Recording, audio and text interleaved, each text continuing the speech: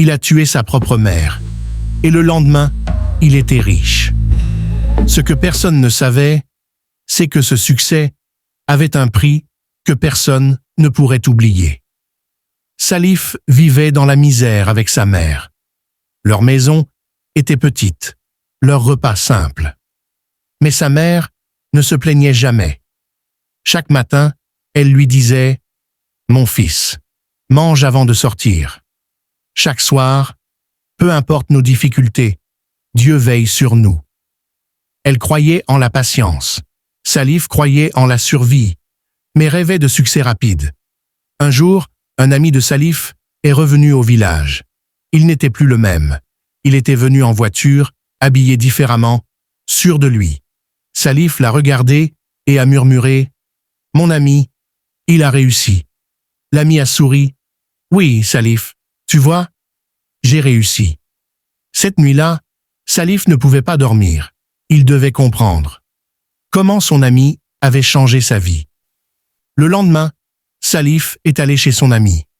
Il voulait apprendre, comprendre, reproduire. Son ami a dit « Tu peux le faire toi aussi, mais il faut un sacrifice. » Salif, excité, a demandé « Quel genre de sacrifice ?»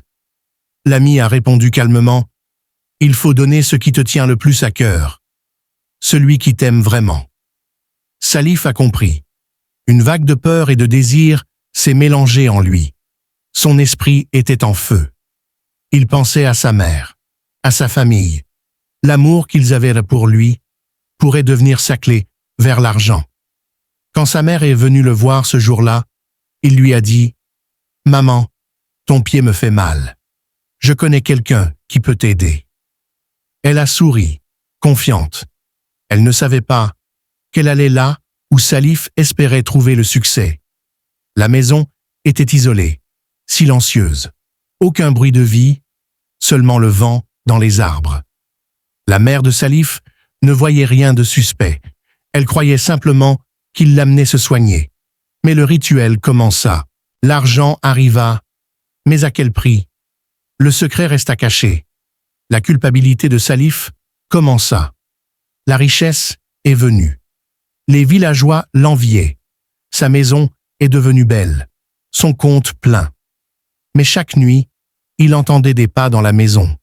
Lents, approchant. Et une voix murmurait « Mon fils, mon amour ne s'achète pas. » Salif comprit alors que l'argent n'achète jamais la paix. Fin, morale, il avait gagné l'argent. Mais il avait perdu quelque chose de plus précieux, la paix de son esprit.